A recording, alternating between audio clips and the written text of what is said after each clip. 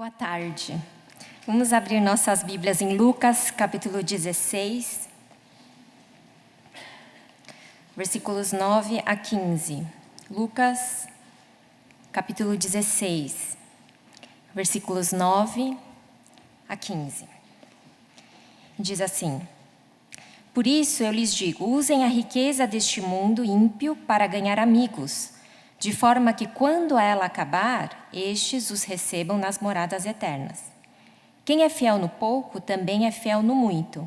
E quem é desonesto no pouco, também é desonesto no muito. Assim, se vocês não forem dignos de confiança em lidar com as riquezas deste mundo ímpio, quem lhes confiará as verdadeiras riquezas? E se vocês não forem dignos de confiança em relação ao que é dos outros, quem lhes dará o que é de vocês? Nenhum servo pode servir a dois senhores, pois odiará um e amará outro, ou se dedicará a um e desprezará outro. Vocês não podem servir a Deus e ao dinheiro. Os fariseus que amavam o dinheiro ouviam tudo isso e zombavam de Jesus. Ele lhes disse: Vocês são os que se justificam a si mesmos aos olhos dos homens, mas Deus conhece o coração de vocês. Aquilo que tem muito valor entre os homens é detestável aos olhos de Deus. O texto que nós lemos hoje, ele inicia no versículo 9, com Jesus dizendo: Por isso eu lhes digo. Então, esse por isso, ele indica que ele vai agora, então, explicar algo que ele disse anteriormente. Então, esse versículo 9 e as afirmações que sucedem, elas sucedem uma parábola que Jesus contou aos discípulos, a partir do versículo 1, no capítulo 16, que nós não lemos, mas que eu vou resumir aqui. A parábola consiste no modo como um homem administrou os bens de seu senhor rico. Acusado de estar desperdiçando os bens de seu senhor, o administrador é despedido. Isso a gente vai conferir nos versículos 1 e 2. Então, ele chama cada um dos devedores de seu senhor e os beneficia, reduzindo as suas dívidas. Versículos 5 a 7.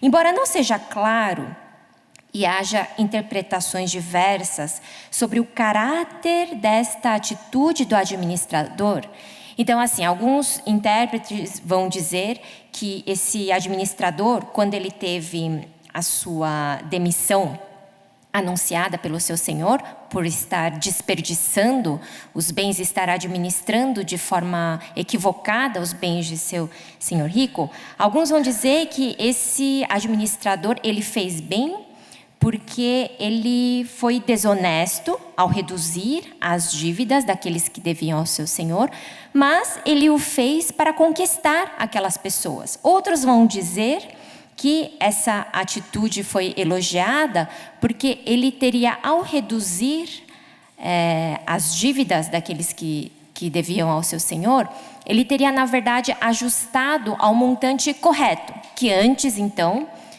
teria sido injusto. Mas, independente de qual seja o real motivo e a intenção, o fato é que ele foi elogiado por seu senhor.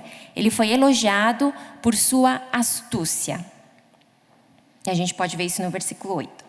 Bom, então nós podemos ver aí, desde o versículo 1 até o versículo 15, 3 fases no relacionamento desse administrador com o seu senhor.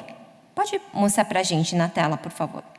Então, na primeira fase, o administrador, ele desperdiça os bens do seu senhor rico. Tanto é que ele vai ser despedido por causa dessa falta. Aí entra numa segunda fase.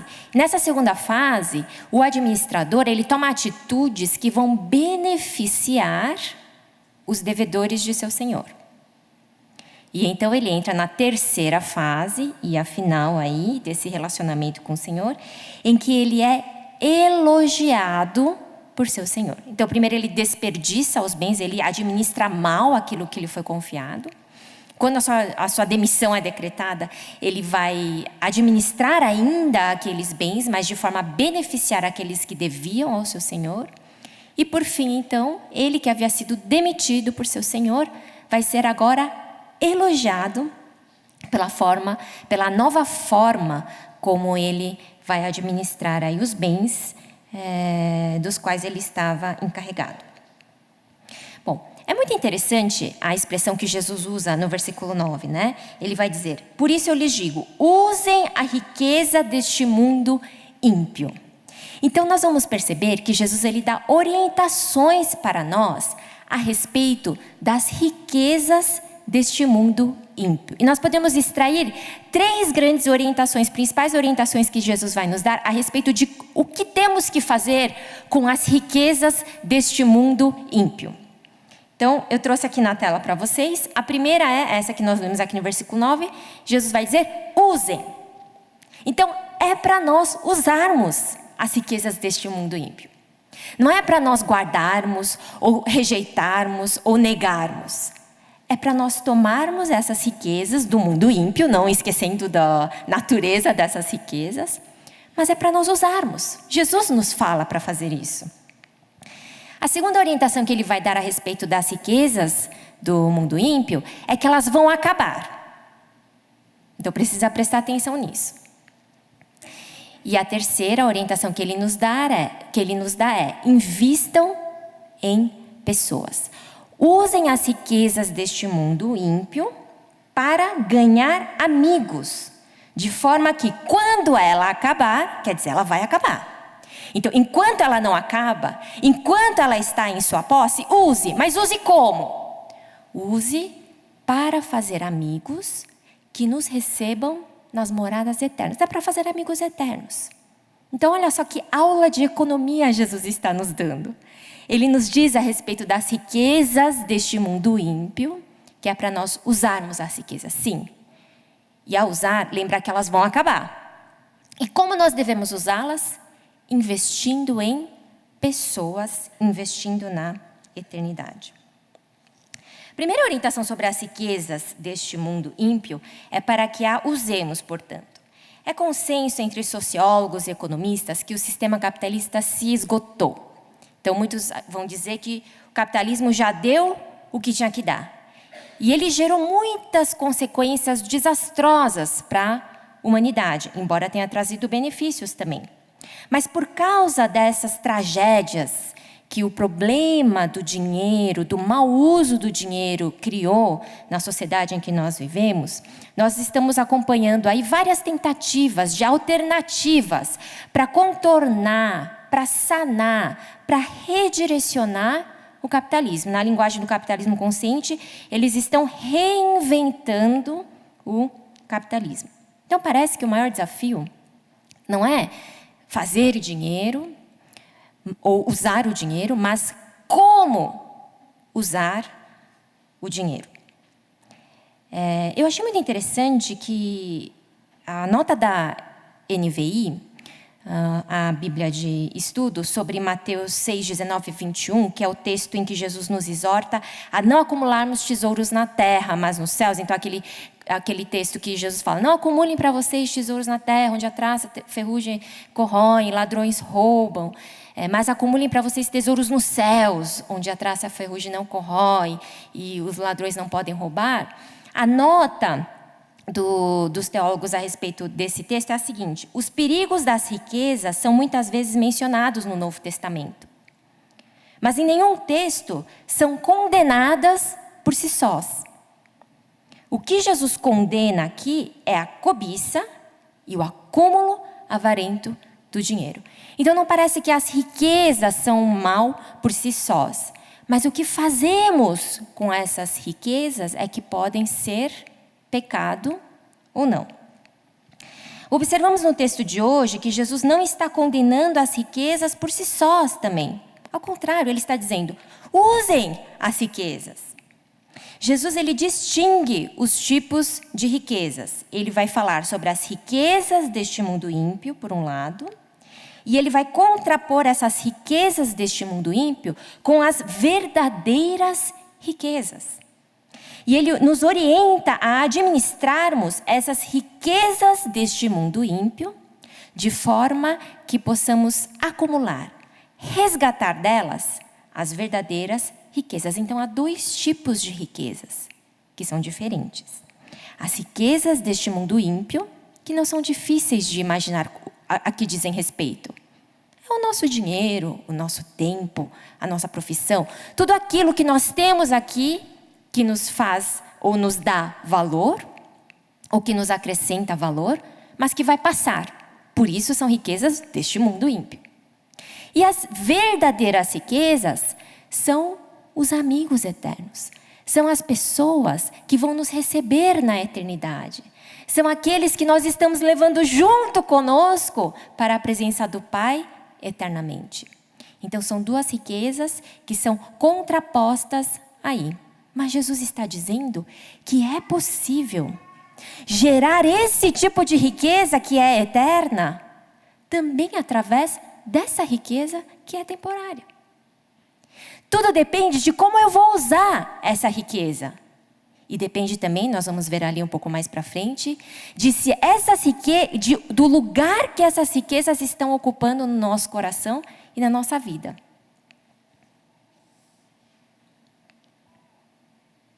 Então ele vai dizer, usem a riqueza deste mundo ímpio e usem para ganhar amigos que nos recebam nas moradas eternas. Bom, a segunda orientação, a segunda verdade que Jesus nos dá, nos fala a respeito das riquezas deste mundo, é que elas vão acabar. Então ele vai dizer, usem as riquezas desse mundo para fazer amigos eternos, que te recebam nas moradas eternas, porque quando elas acabarem, então quer dizer, elas vão acabar. A segunda orientação a respeito das riquezas, portanto, é uma advertência que Jesus dá também no texto já citado aqui de Mateus 6, 19 a 21, quando ele fala, não acumulem para vocês tesouros na terra, onde a traça e a ferrugem destroem, e onde os ladrões arrombam e furtam. Quer dizer, essa riqueza do mundo ímpio, que não é má por si só, e que deve ser investida na eternidade, investida em pessoas, essa riqueza que não é má por si só, pode se tornar má. Quando? Quando nós começarmos a acumular. Quando nós começarmos a confiar nela. Quando ela se tornar o nosso Senhor. Nesse caso, essas riquezas mal administradas podem se tornar um mal, um pecado. A não percepção de que as riquezas deste mundo ímpio são temporárias pode nos levar ao erro de adorá-las.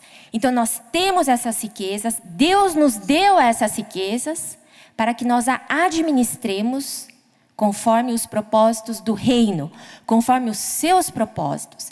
Se nós não estivermos direcionando essas riquezas, investindo essas riquezas do mundo ímpio, para investir nas verdadeiras riquezas que são pessoas, que são vidas, que são aqueles que vão nos receber na eternidade, isso aqui pode se tornar um perigo, um ídolo.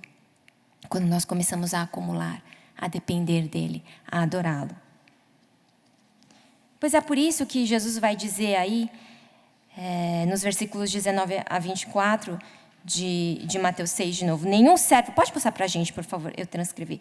Pode servir 2 senhores, pois odiará um e amará o outro, ou se dedicar a um e odiar ao outro. Pois é, aparece esse versículo aqui de novo no versículo 13 do capítulo 16. Nenhum servo pode servir a 2 senhores, pois odiará um e amará o outro, ou se dedicar a um e desprezar ao outro. Vocês não podem servir a Deus e ao dinheiro. E não é interessante que Jesus nos dê essa advertência, enquanto Ele está nos falando sobre como administrar as riquezas deste mundo?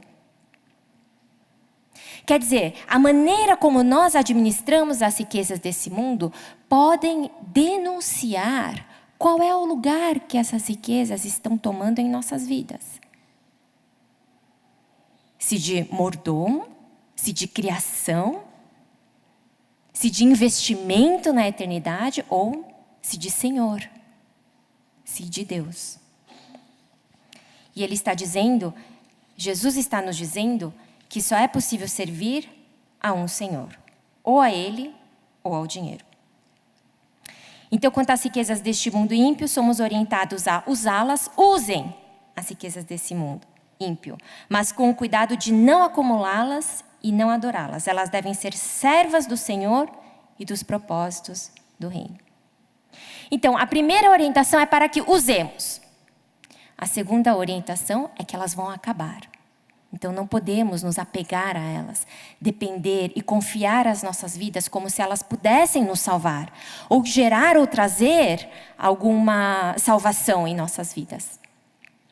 E a terceira orientação é para que investamos essas riquezas deste mundo ímpio em pessoas. Embora seja comum nos referirmos à expressão quem é fiel no pouco também é fiel no muito, que é uma expressão que vai aparecer aqui no texto que nós lemos hoje, embora seja comum nos referirmos a essa expressão sob uma perspectiva quantitativa, e talvez a gente faça isso porque a parábola dos talentos nos traz essa impressão.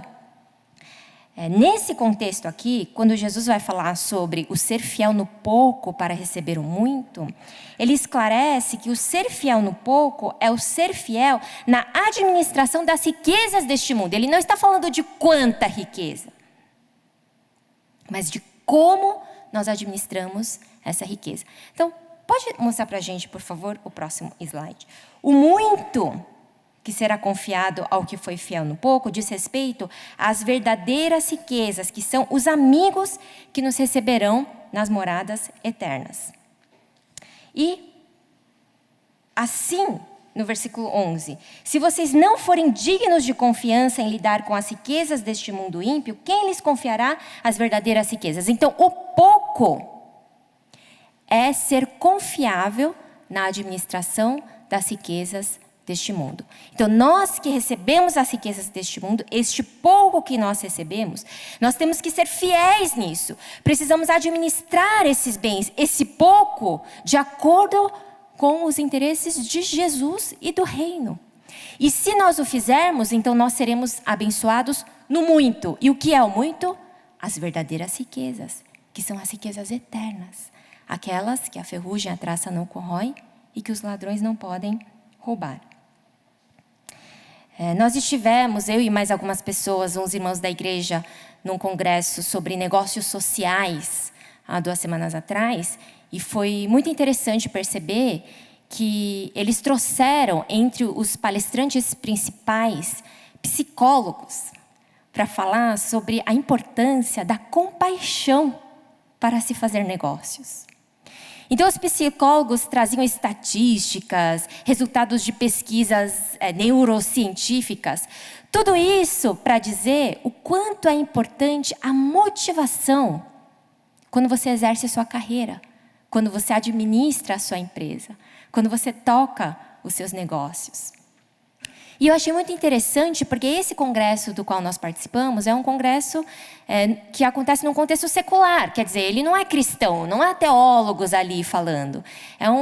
O que há ali é um público envolvido na área de business, no mundo corporativo. Entre os palestrantes estava o CEO da Danone, daquela marca McCain de batatas fritas, famosa, e muitos outros profissionais competentíssimos e reconhecidos aí no mundo corporativo. E nesse contexto, eles colocaram palestrantes ali na plenária principal para falar sobre a importância da compaixão e da motivação. Então, um deles dizia assim, que o valor pessoa é mais importante do que o valor empresa. A questão é fazer do valor pessoa o principal valor da empresa. Pois é, o mundo está redirecionando as suas próprias riquezas, essas riquezas deste mundo ímpio, para as pessoas. Aqueles que não têm Jesus como seu Senhor, que não têm Ele como exemplo daquele que se despojou de tudo para entregar a sua vida por cada um de nós. O mundo está clamando isso, ele está sedento disso.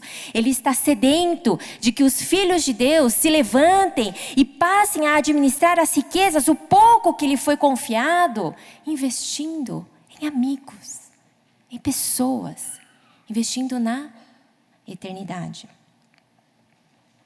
O investimento das riquezas deste mundo em pessoas, para nós que somos discípulos de Jesus, é um mandamento e não uma opção. Através da palavra de hoje, eu acredito que o Espírito Santo quer nos levar à seguinte reflexão: como nós temos usado as riquezas deste mundo ímpio? Em que nós temos investido as riquezas deste mundo ímpio? Ou, para trazer mais perto da nossa realidade, do nosso dia a dia, quando nós pensamos em como estamos usando as riquezas deste mundo, quando pensamos no nosso relacionamento conjugal, de que forma essas riquezas deste mundo têm contribuído para a saúde do nosso relacionamento com o nosso cônjuge? Será que, de fato, na forma como nós criamos os nossos filhos, a maneira como nós estamos usando as riquezas deste mundo ímpio é para salvar a alma desses nossos filhos, para levá-los para mais perto de Jesus? Ou estamos, na verdade, usando as riquezas deste mundo ímpio em relação aos nossos filhos para satisfazer um espírito de consumo contra o qual nós mesmos não conseguimos lutar? Como nós temos usado as riquezas deste mundo para pregar, proclamar, facilitar a exposição do Evangelho na sociedade em que nós estamos? É muito comovente quando nós fazemos campanhas na igreja, seja para as festas de Natal da Fundação Casa, o Socorro para Nepal, como nós fizemos recentemente, o para Mariana, que nós estamos fazendo neste domingo, as ações sociais que nós fazemos nas comunidades carentes. É muito comovente ver como as pessoas, como a igreja responde a essas campanhas. Mas é mais comovente receber ligações de irmãos que antes que qualquer campanha seja estabelecida, estão preocupados, estão interessados em investir as riquezas deste mundo ímpio no reino. Ai, linda, eu preciso ofertar, eu quero ajudar alguém, eu separei aqui um dinheiro, como é que eu faço? Quem está precisando? Essas iniciativas são tão poderosas e constrangedoras, são iniciativas em que nós vemos ali claramente a graça de Jesus transbordando na vida daquela pessoa e através daquela pessoa. Porque, sabe, investir em pessoas é um discurso que o mundo está fazendo, o mundo que não é discípulo de Jesus. Qual é o diferencial para conosco que somos discípulos de Jesus?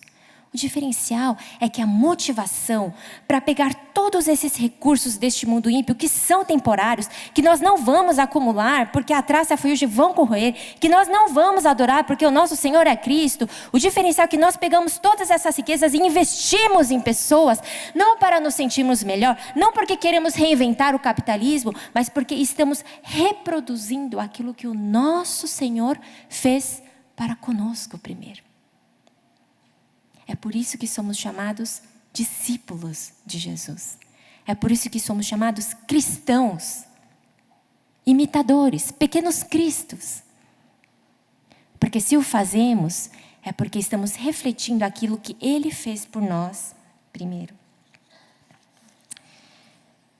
Numa reflexão a respeito da parábola do bom samaritano, Tim Keller vai dizer o seguinte, que, de acordo com a Bíblia, somos todos parecidos com o homem morrendo à beira da estrada.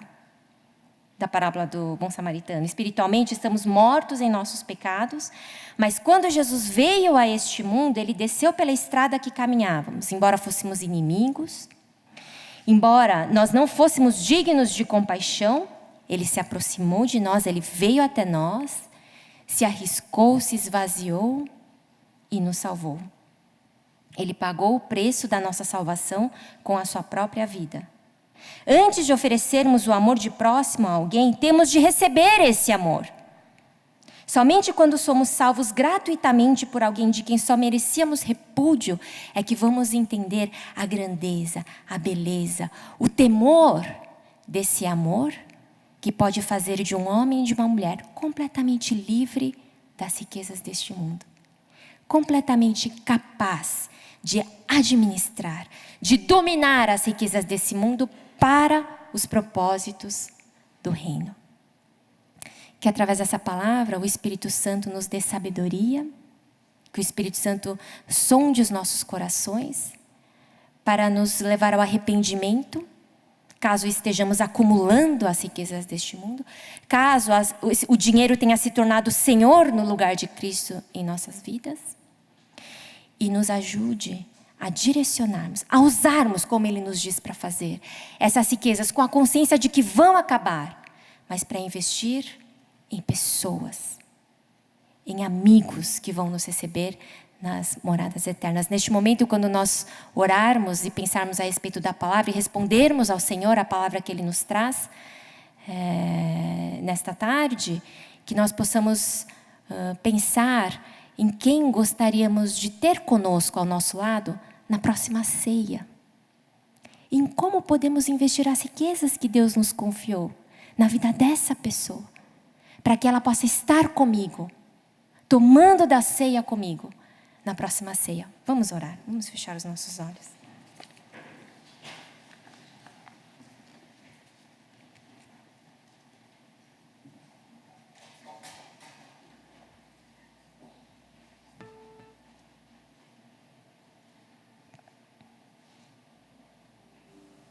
Senhor, nós queremos te agradecer pela tua presença aqui em nosso meio, te agradecer pela igreja que o Senhor nos faz ser, com quem podemos partilhar a ceia, com quem podemos agradecer e celebrar a sua morte, ressurreição e salvação.